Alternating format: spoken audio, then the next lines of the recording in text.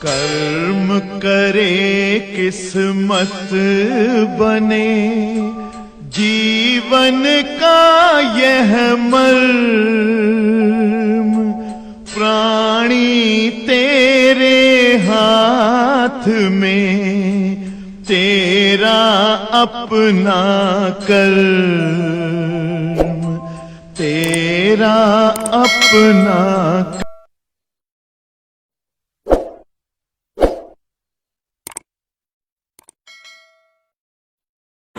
प्यारे बच्चों, आज से हम एक बहुत महत्वपूर्ण लेसन आपके सामने जो है स्टार्ट करने जा रहे हैं। और सबसे बड़ी बात है कि ये जो है विद्युतिकी का अंतिम चैप्टर है।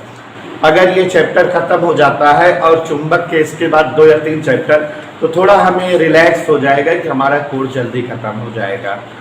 तो बच्चों, आज से हम प्रारंभ कर रहे हैं विद्युतिकी का अंतिम चैप्टर, नाम जिसका जो है इस समय किरचॉफ के नियम है। लेकिन इसी चैप्टर का पहले जो है 2-4 साल पहले नाम होता था सिंपल सर्किट, सरल परिपथ। और अब आपके सामने जो लेसन का नाम लिखे हुए हैं किरचॉफ के नियम, सरल परिपथ। बहुत ही इंटरेस्टिंग लेसन है।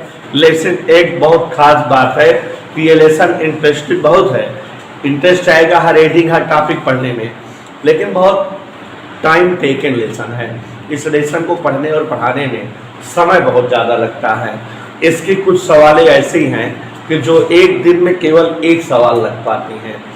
किरचॉफ के नियम पर कुछ सवालें ऐसी हैं जो परिपथ बना करके तुल्य प्रतिरोध निकालने से रिलेटेड हैं, और वो सब एक दिन में पूरा एक पीरियड में एक सवाल ही लग पाती है। कहने का मतलब है बहुत बड़ी सवालें हैं। तो ये थोड़ा लेसन पढ़ाने में टाइम लग सकता है, लेकिन अगर छुट्टियां मिलेंगी बीच में तो हम लोग जो है किसी दिन 2-2 घंटा, 2.5 घंटा पढ़ लेंगे, तो लेसन जल्दी कवर हो जाएगा। कोर्स बहुत ज़्यादा है, पढ़ाने के लिए समय कम है। मार्च में एग्जाम होना है, तो किसी भी तरह से फरवरी स्टार्ट होते तक हमारा कोर्स खत्म हो जाना चाहिए, जिससे आप सब जो है दोहरा सको, तैयार कर सको। 1 महीना लगता है साल पढ़ाने में, साल भी पढ़ा दें तो क्लियर हो जाएगा। तो बच्चों, सबसे पहली चीज तो ये जानो कि इस चैप्टर में विभिन्न प्रकार के वैद्युत उपकरण जो हम अपने जो है लाइफ में इस्तेमाल करते हैं, उनका प्रयोग, उनका वर्णन, उनका डिस्क्रिप्शन है। मतलब ये लेसन एक तरह से प्रेडिकली महत्वपूर्ण लेसन है। इस चैप्टर में हर प्रकार के वैद्युत रिलेटेड उपकरणों का वर्णन किया गया है। जैसे वैद्युत सेल जो किसी परिपथ में धारा प्रवाहित करता है, वैद्युत सेल। वैद्युत सेल क्या है, कितने प्रकार के होते हैं, उनका पूरा ब्रीफली डिस्क्रिप्शन इस चैप्टर में है। फिर उसके बाद बेटा धारामापी क्या है, अमीटर क्या है, कैसे बनता है, रचना, संरचना, क्रियाविधि, उपयोग। फिर वोल्ट मीटर क्या है, विभव कैसे नापा जाता है और कैसे उसको जो है कार्य प्रणाली उसकी है, क्या क्या है, किस तरह से है। प्रतिरोध क्या होते हैं, प्रतिरोध के मापने के लिए विभिन्न प्रकार के उपकरण बनाए गए हैं, जैसे व्हीटस्टोन सेतु परिपथ, मीटर सेतु परिपथ, पीओ बॉक्स, और सब का इस चैप्टर में ब्रीफली डिस्क्रिप्शन है। मतलब ये चैप्टर प्रैक्टिकली महत्वपूर्ण है, विभिन्न प्रकार के उपकरणों का वर्णन है। थोड़ा सा मैं आपको कॉमन सेंस जीएस के पर्पज से कुछ चीजें बताने जा रहा हूं, माइंड लगाकर सुनिएगा। बच्चों, हमारे जो विद्युत में तरह तरह के उपकरण प्रयुक्त होते हैं, उन उपकरणों को हम हमेशा किसी को दिखाने या किसी को बताने के लिए बड़ा सा नहीं बनाते, बल्कि जो है फिजिक्स में हर उपकरण का शॉर्ट रिप्रेजेंटेशन बना हुआ है। शॉर्टकट में प्रतीक चिन्ह बना हुआ है कि ये चिन्ह बना दिया जाएगा तो आप समझ लीजिए कि इस उपकरण का वर्णन हो रहा है। तो प्रतीक चिन्ह बने हुए हैं, बनाए गए हैं, जिससे जो है आप किसी भी उपकरण को बता सको या समझ सको और जल्दी से बना सको। तो हम आज आपको सबसे पहले हर प्रकार के वैद्युत रिलेटेड उपकरणों का प्रतीक चिन्ह, शॉर्ट में इन उपकरणों को कैसे व्यक्त किया जाता है, कैसे प्रकट किया जाता है, प्रतीक चिन्ह दिखाने जा रहे हैं। देखो बच्चों, अगर कभी एक तारनुमा आकृति बनी रहे और बीच में ऐसे टेढ़ा मेढ़ा बना रहे इस तरह से। ये इसका मतलब बेटा प्रतिरोधक है। प्रतिरोधक को हम इस प्रकार से रिप्रेजेंट करते हैं। तो अगर कहीं प्रतिरोध या प्रतिरोधक को व्यक्त करना हो शॉर्टली तो ऐसे तार बना दीजिएगा बीच में, इसका मतलब प्रतिरोधक बन गया। और बच्चों दो बराबर लाइनें अगर खींच दिया जाए कहीं और उनसे तार जोड़ दिया जाए ये इस तरह से, तो इसका मतलब ये वैद्युत संधारित्र बना हुआ है। तो वैद्युत संधारित्र का शॉर्टकट में रिप्रेजेंटेशन अगर करना हो, कहीं संधारित्र बनाना हो या संधारित्र के बारे में बोलना हो तो इस तरह से आकृति बना देंगे शॉर्टकट में, ये हमारे सामने बन जाएगा कोई संधारित्र। ऐसे ही बेटा अगर जो है दो लाइनें बनाए लेकिन पैरेलल लाइन रहे, लेकिन एक लाइन छोटी रहे और एक लाइन बड़ी रहे। यहां पर देखो एक छोटी लाइन हो और एक ऐसे बड़ी लाइन और तार निकला हो, ये इस तरह से कभी ऐसे फिगर बनी हो तो ये रिप्रेजेंट करती है वैद्युत सेल को। ये वैद्युत सेल का रिप्रेजेंटेशन है। अगर कभी वैद्युत सेल को शॉर्ट में व्यक्त करना रहे प्यारे बच्चों तो इस तरह का जो है हम प्रतीक बनाते हैं। एक प्लेट बड़ी बनाते हैं, एक प्लेट छोटी, तो ये वैद्युत सेल को रिप्रेजेंट करती है। जो बड़ी प्लेट है उसको एनोड या धनोड कहते हैं, जो छोटी प्लेट है उसे हम ऋणोद या कैथोड कहते हैं। और यहाँ कुछ लोग कभी कभी प्लस या माइनस लिख भी देते हैं, ना भी लिखिए तब भी काम चलता है। जो प्लेट बड़ी होती है वो एनोड प्लेट है और जो प्लेट छोटी है वो ऋणोद प्लेट है। तो ये वैद्युत सेल का रिप्रेजेंटेशन है।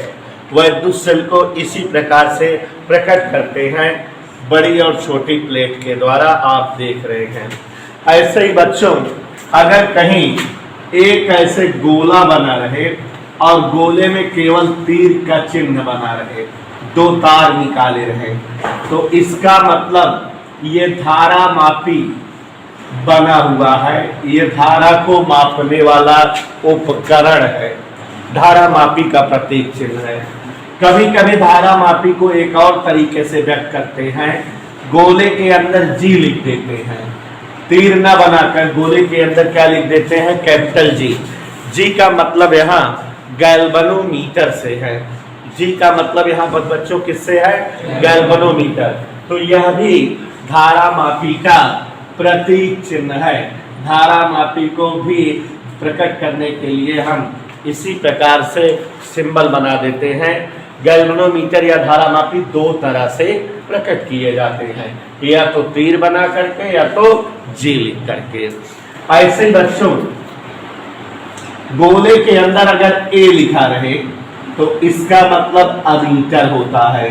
चुंबक वाले चैप्टर में बेटा दूसरा चैप्टर पढ़ाऊंगा, धारा मापी और अमीटर दोनों अलग अलग उपकरण हैं, लेकिन दोनों धारा ही नापते हैं। धारा की माप करने वाला उपकरण धारा मापी है और धारा की माप करने वाला उपकरण अमीटर है। दोनों में फर्क क्या है, ये आइडियल धारा मापी है, माने एक ऐसा धारा मापी जो एकदम शुद्ध धारा की गणना करे, उसे हम अमीटर कहते हैं। धारा मापी को अमीटर बनाया जाता है।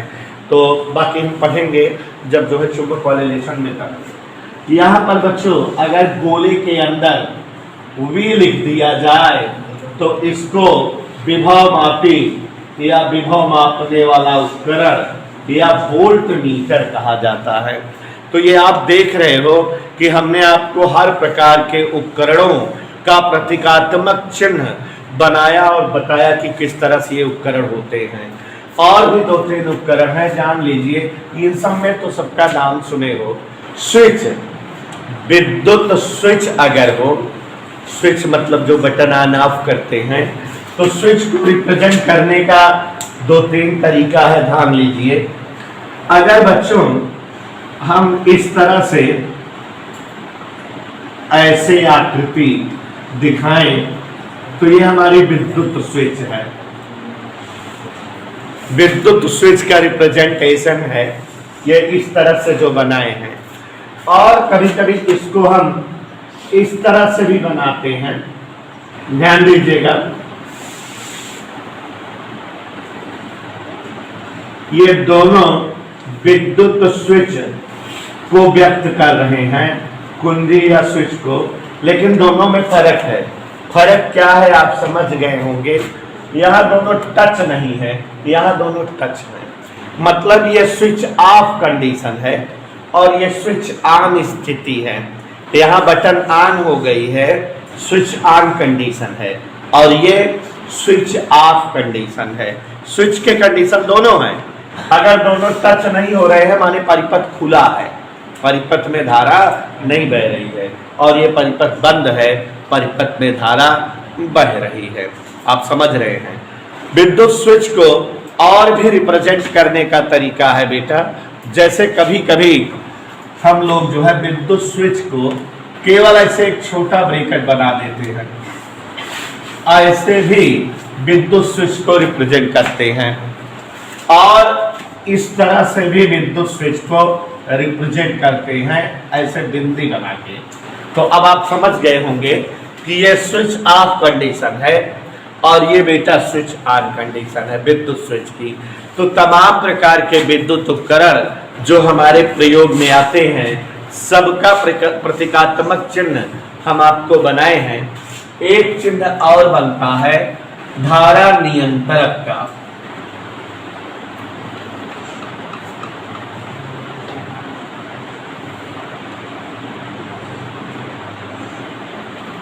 ऐसे तीर बना रहेगा विसर्पी स्विच, इसको बोलते हैं धारा नियंत्रक, रेहास्टेट, RX शॉर्टकट। ये मतलब है रेगुलेटर का। ये ऐसे जो है प्रतिरोधक तार है, उसके ऊपर एक विसर्पी स्विच, ऊपर वाले को क्या कहते हैं? विसर्पी कुंजी। हिंदी में, अंग्रेजी में क्या कहते हैं? जंकी स्विच। क्या? जिसको आगे पीछे खिसकाया जा सके। तो आगे पीछे खिसकाने का मतलब है प्रतिरोध कम ज्यादा करना, और इसका मतलब है कि परिपथ में धारा का मान घटाना या बढ़ाना। इस स्विच को आप जान लीजिए कि जैसे पंखों में रेगुलेटर लगा होता है, धीमा तेज करने वाला, वही चीज ये है। तो वोल्टेज को धीमा तेज करता है या धारा को कम ज्यादा करता है, ये धारा नियंत्रक या वोल्टेज नियंत्रक इसको कहा जाता है। रेहास्टेट अंग्रेजी नाम है, और ये ऐसे इसका प्रतीक चिन्ह है। प्यारे बच्चों, इतने ही उपकरण हमारे प्रतीकात्मक चिन्ह के लिए हैं। फिलहाल और कोई उपकरण अगर यूज होगा, हाँ एक और है, देख लीजिए जरा। अगर इस तरह से गोला बना रहे, ऐसे तार निकला रहे, और इसमें जो है आवर्त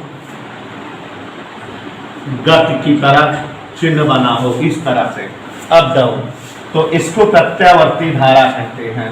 माने ये जो है प्रत्यावर्ती वोल्टेज या प्रत्यावर्ती धारा, AC अल्टरनेटिंग करंट जो हमारे घरों में प्रवाहित हो रही है, उस धारा को प्रकट करने वाला सिंबल है। तो बच्चों, एक बार हम फिर से बता दें कि हम समस्त प्रकार के विद्युत उपकरण जो हमारे लाइफ में यूज होते हैं, समस्त प्रकार के विद्युत उपकरणों का प्रतीकात्मक चिन्ह आपके सामने रखें कि कभी कॉपी वगैरह बनाना रहेगा तो हम विद्युत सेल कहेगा तो बड़ा सा सेल बैटरा वटरा ना बनावे लागब, छोट से ऐसे डिजाइन बने दे और ओकर जान जाए विद्युत सेल। तो हमारी सुविधा के लिए तमाम विद्युत उपकरणों को शॉर्टकट में प्रकट करने के तरीके साइंटिस्टों ने सुझाए हैं। तो क्या क्या सुझाए हैं, ध्यान दीजिएगा। सबसे पहले हमने प्रतिरोधक को प्रकट करने का तरीका बताया कि प्रतिरोधक को इस तरह की आकृति से प्रकट करते हैं। आप सभी देख रहे हो कि विद्युत संधारित्र दिखाना हो तो दो बराबर समांतर प्लेटों के थ्रू दिखाते हैं। उसी तरह से विद्युत सेल भी दिखाते हैं, लेकिन अब प्लेटें कम ज्यादा लंबाई में रहेंगी। और बच्चों, इस तरह की आकृति से आप समझ रहे हो स्विच दिखता है या कुंजी, और अगर दोनों पॉइंट टच ना हो, बीच में गैप रहे, तो ये स्विच ऑफ कंडीशन या इसको खुला परिपथ स्थिति बोलते हैं। इस तरह की स्थिति में धारा मापी है और ये भी धारा मापी की ही कंडीशन है। जी लिखा रहे या तीर बना रहे, दोनों दिखाते हैं धारा मापी को।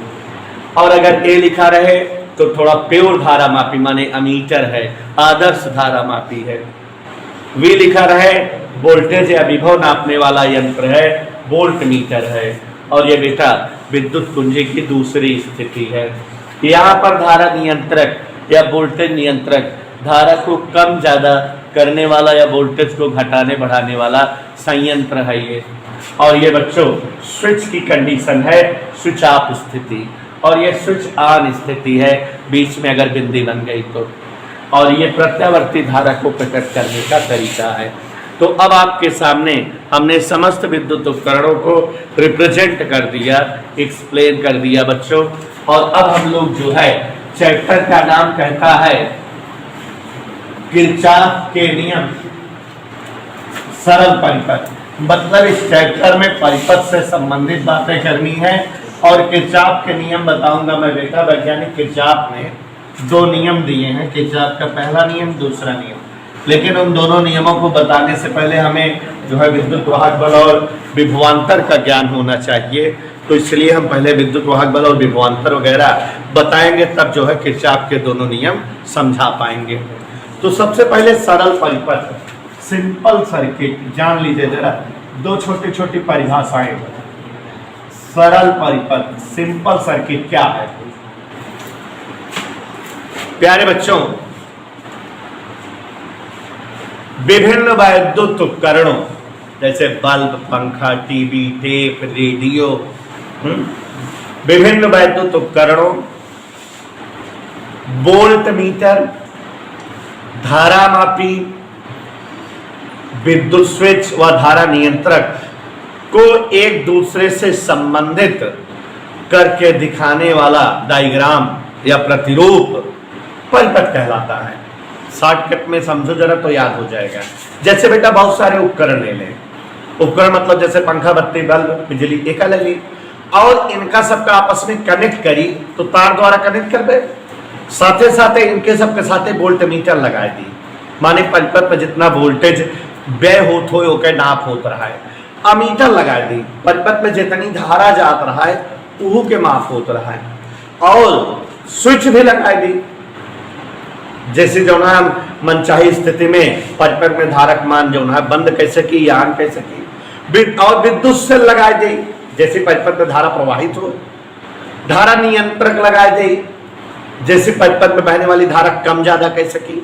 तो मतलब हम का अगर जो है विद्युत उपकरण ले कहा तो उनके साथ 3-4 चीज तो जरूर लगा होता है। वोल्ट मीटर, धारा मापी, विद्युत सेल, विद्युत स्विच और धारा नियंत्रक सबके साथ जोड़ दे जौन है अगर इनका सबका, तो यह जौन बने है अटे विद्युत परिपथ। समझ में आए भाई? पंखा, बत्ती, बल्ब एक दूसरे से जोड़ दी और इनके साथ क्या जोड़ दी?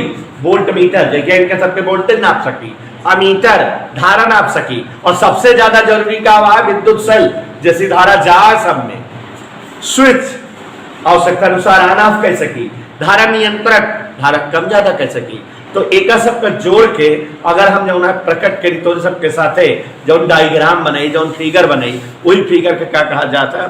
सरल परिपथ। Is that clear? तो अब सरल परिपथ के बारे में हम जो है बोलना चाहें तो बोल सकते हैं विभिन्न वैद्युत उपकरणों,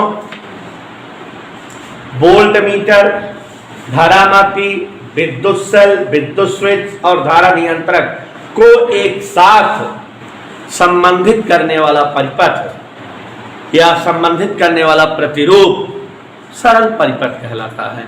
क्या कहलाता है बेटा? सरल परिपथ या वैद्युत परिपथ कहलाता है, दोनों बोल सकते हो आप। और सरल परिपथ की दो स्थितियां होती हैं। एक स्थिति को कहते हैं खुला परिपथ और दूसरी स्थिति को कहते हैं बंद परिपथ। अगर किसी वैद्युत परिपथ में धारा प्रवाह निरंतर होता है, माने धारा प्रवाहित होती है, स्विच ऑन कंडीशन या बंद परिपथ इसे कहा जाता है। परिपथ की यह अवस्था बंद परिपथ कहलाती है अगर किसी परिपथ में धारा का प्रवाह होता रहे। और अगर किसी परिपथ में धारा प्रवाह बंद रहे, धारा प्रवाह न होता रहे, तो परिपथ की यह अवस्था स्विच ऑफ कंडीशन या खुला परिपथ कहलाती है।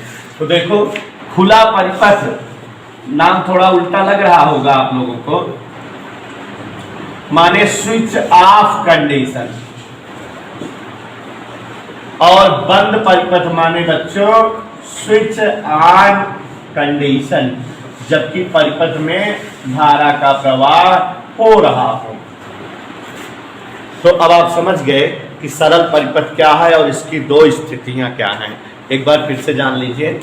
विभिन्न वैद्युत उपकरणों को वोल्टमीटर, धारामापी, विद्युत सेल, धारा नियंत्रक के साथ संबंधित करके प्रकट करने वाला प्रतिरूप या परिपथ या समायोजन सरल परिपथ कहलाता है या विद्युत परिपथ कहलाता है। और जब किसी परिपथ में धारा प्रवाहित होती रहे तो ऐसी स्थिति को बंद सिचुएशन, बंद परिपथ की स्थिति कहा जाता है। और अगर किसी परिपथ में धारा प्रवाह बंद रहे, धारा न बहती रहे, तो परिपथ की यह स्थिति, यह अवस्था खुला परिपथ, स्विच ऑफ कंडीशन कहलाती है। तो प्यारे बच्चों, परिपथ और परिपथ की दो अवस्थाएं हो गई। एक छोटा सा शब्द और बता रहे हैं, जान लीजिए जरा। पास, पास क्या है? परिपथ का छोटा पार्ट पास कहलाता है। किसी परिपथ का टुकड़ा, छोटा भाग क्या कहलाता है? पास या लूप अंग्रेजी में कहते हैं। जैसे बच्चों पूरा वृत्त आप बनाते हो, तो वृत्त पूरा डायग्राम बनाते हो, तो वृत्त की बाउंड्री को क्या कहते हो? परिधि। और परिधि का कौनो छोट के टुकड़ा ले लिया तो का आर्क या चाप कहते हो। तो ऐसे पूरे वैद्युत परिपथ कि कहीं से एक टुकड़ा ले लो तो उसे हम पास कहते हैं, और अंग्रेजी में क्या कहते हैं? उसे लूप। तो किसी वैद्युत परिपथ का कोई भी छोटा भाग पास या लूप कहलाता है। और प्यारे बच्चों, अब हम आपके सामने विद्युत परिपथ के एक एक उपकरण का खुला वर्णन रखने जा रहे हैं। और सबसे पहले हम लोग जो है विद्युत परिपथ में ये जो तमाम उपकरण हैं, इनमें सबसे पहले मैं आपको प्रस्तुत करूंगा वैद्युत सेल का। वैद्युत सेल का वर्णन करूंगा। वैद्युत सेल क्या हैं, कितने प्रकार के हैं और किस प्रकार के बने होते हैं, कार्य विधि, ये लेसन हर प्रकार के उपकरण का खुली वर्णन है। वैसे यहाँ हम फिजिकल वर्णन करेंगे, माने शॉर्टली डिस्क्रिप्शन, केवल इंट्रोडक्शन टाइप का। केमिस्ट्री में आप इसके बारे में डिटेल में पढ़े होंगे, केमिस्ट्री में भी ये कोर्स में है वैद्युत सेल। यहाँ भी निकल ही गया है।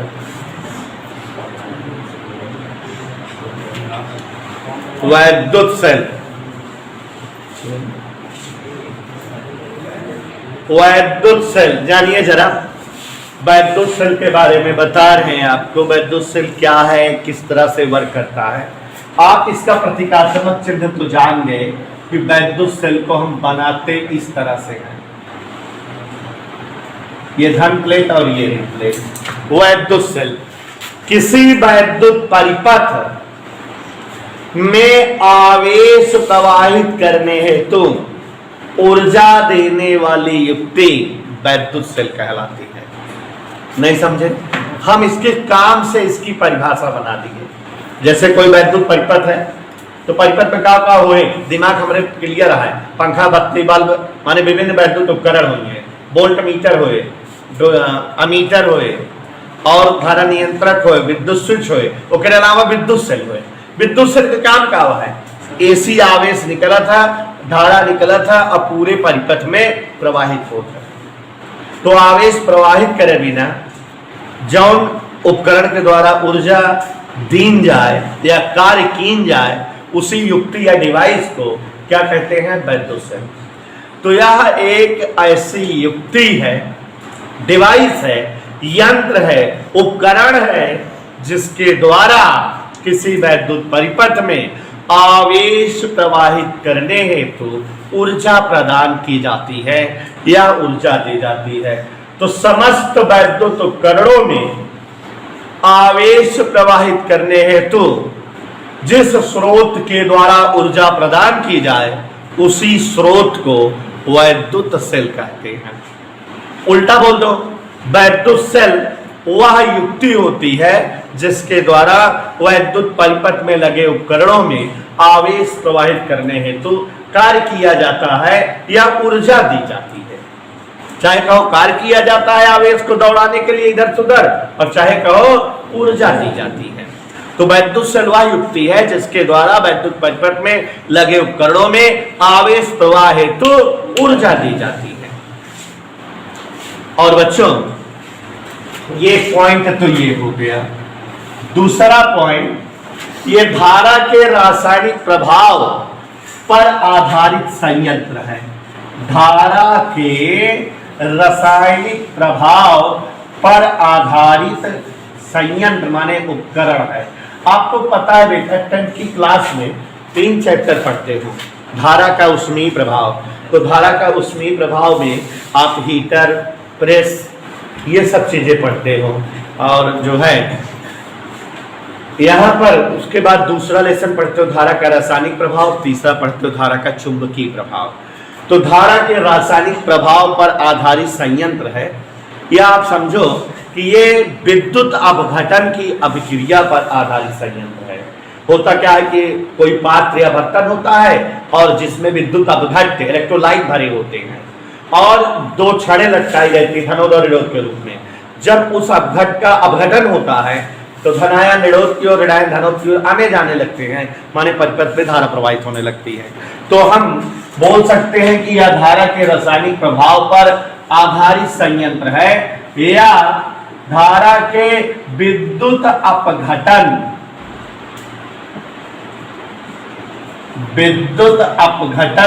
अभिक्रिया पर आधारित उपकरण है। यह एक ऐसा उपकरण है जो धारा के विद्युत अपघटन की क्रिया पर आधारित है। जैसे विद्युत अपघटन की जो घटना होती है उसी घटना से विद्युत सेल का वर्किंग होती है, कार्य होता है। और विद्युत सेल ऐसे संयंत्र हैं जो रासायनिक ऊर्जा को विद्युत ऊर्जा में रूपांतरित करके हमें प्रदान करते हैं। कभी कभी विद्युत सेल की छोटी सी परिभाषा दी जाती है, कहा जाता है विद्युत सेल से क्या समझते हो, तो भावकाल टाइप कर दिया जाता है, रासायनिक ऊर्जा को विद्युत ऊर्जा में बदलने वाली युक्ति विद्युत सेल कहलाती है। एक ऐसा यंत्र जो रासायनिक ऊर्जा को विद्युत ऊर्जा में रूपांतरित कर दे, बदल दे, उसे ही हम जो है विद्युत सेल कहते हैं। तो रासायनिक ऊर्जा को विद्युत ऊर्जा में बदलने वाले उपकरण विद्युत सेल कहलाते हैं। आप देख रहे हो हमने 4-5 पॉइंट विद्युत सेल के बारे में बता दिया। एक ऐसी युक्ति जिसके द्वारा विद्युत परिपथ में लगे उपकरणों में आवेश या धारा प्रवाहित करने हेतु ऊर्जा प्रदान की जाए, विद्युत सेल कहलाता है। धारा के रासायनिक प्रभाव पर आधारित उपकरण है, विद्युत अपघटन अपक्रिया पर काम करते हैं, रासायनिक ऊर्जा को विद्युत ऊर्जा में रूपांतरित करते हैं। प्यारे बच्चों, व्यवहार के दृष्टिकोण से विद्युत सेल 2 प्रकार के बने हैं। उपयोग की दृष्टिकोण से विद्युत सेल 2 प्रकार के होते हैं और हमें दोनों प्रकार के विद्युत सेलों का वर्णन पढ़ना है। तो व्यवहार के दृष्टिकोण से या उपयोग के दृष्टिकोण से विद्युत सेल 2 प्रकार के हैं। कौन कौन? पहले विद्युत सेल प्राथमिक विद्युत सेल, प्राइमरी सेल कहलाते हैं, और दूसरे विद्युत सेल द्वितीयक विद्युत सेल या सेकेंडरी विद्युत सेल कहलाते हैं।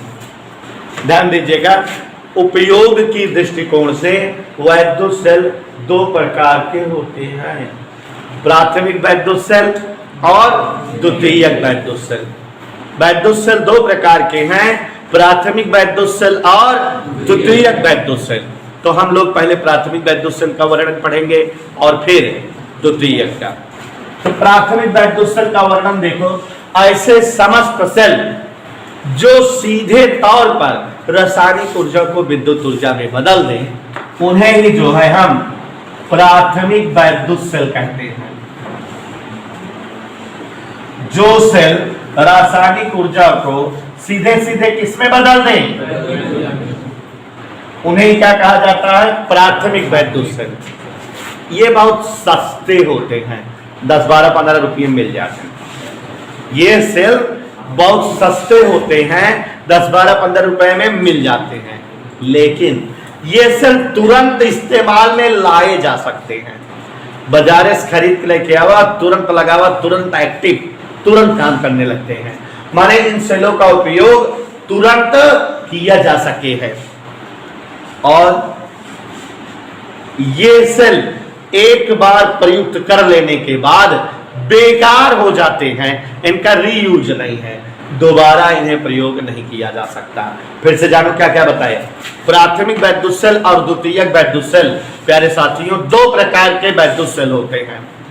वैद्युत सेल आप जान रहे हो धारा के रासायनिक प्रभाव पर कार्य करने वाले उपकरण हैं, या विद्युत अपघटन की घटना पर वर्क करने वाले उपकरण हैं, जो रासायनिक ऊर्जा को विद्युत ऊर्जा में बदलकर हमें देते हैं। तो अब हम दो प्रकार के सेल का डिस्क्रिप्शन कर रहे थे, प्राथमिक वैद्युत सेल और द्वितीयक वैद्युत सेल। तो पहले प्राइमरी सेल, प्राथमिक वैद्युत सेल के बारे में जानिए कि प्राथमिक वैद्युत सेल ऐसे सेल होते हैं जो सीधे सीधे रासायनिक ऊर्जा को विद्युत ऊर्जा में बदल देते हैं, और ये बहुत सस्ते होते हैं, 10, 12, 15 रुपये मिल जाते हैं, तुरंत इस्तेमाल में लाए जा सकते हैं। और चौथी बात कि एक बार इस्तेमाल कर लेने के बाद दोबारा इनका इस्तेमाल नहीं हो सकता। जैसे बच्चों जो टार्च वाली बैटरी है, जो टार्च में बैटरी लगाते हो आप, उसको फिजिक्स की भाषा में शुष्क सेल कहा जाता है। क्या? Dry cell. टार्च की बैटरी तो हम लोग तो ये आम बोलचाल में बना लिए हैं, देहाती भाषा में, हिंदुस्तानी भाषा में इसको बना लिए टार्च की बैटरी, लेकिन उसका फिजिक्स का नाम क्या है? शुष्क सेल, ड्राई सेल।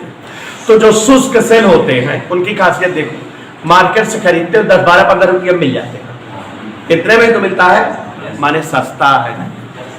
और जैसे ही टार्च में लगाते हो, ऑन करते हो, तुरंत जलने लगता है, माने तुरंत इस्तेमाल में हो जाता है ना। और बच्चों अगर एक बार जो है बैटरी जब उतर जाती है, 5-6 दिन तक यूज कर लेते हो, बैटरी एकदम डाउन हो जाती है, तो उसको दोबारा यूज नहीं करना, आपको फेंक देना होता है। और तीसरी बात बेटा कि इसके अंदर केमिकल भरा होता है विद्युत अपघट के रूप में, और वो केमिकल का ही जो है विद्युत अपघटन होता है, और रासायनिक ऊर्जा किसमें बदल के मिलती है? विद्युत ऊर्जा के रूप में हमारा बल्ब वगैरह जलता है।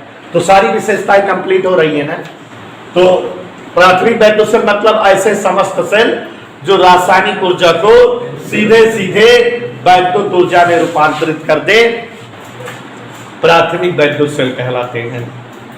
ये बहुत सीधे होते हैं, तुरंत इस्तेमाल में लाए जा सकते हैं, और एक बार प्रयोग करने के बाद दोबारा इनका इस्तेमाल नहीं हो सकता। दुनिया के प्रत्येक प्रकार के प्राथमिक वैद्युत सेल की अगर संरचना आपकी कल्पना करनी हो कि बने कैसे होते हैं, निश्चित तौर पे हर प्रकार के प्राथमिक वैद्युत सेल में कोई एक पात्र होता होगा।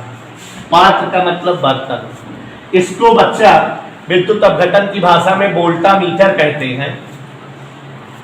आप लोग पढ़े होंगे कि जब जो है किसी विलयन में धारा प्रवाहित करें और विलयन अपने अवयव में टूट जाए, इसे विद्युत अपघटन कहते हैं। जिस बर्तन में विद्युत अपघटन होता है उसे वोल्टामीटर कहते हैं।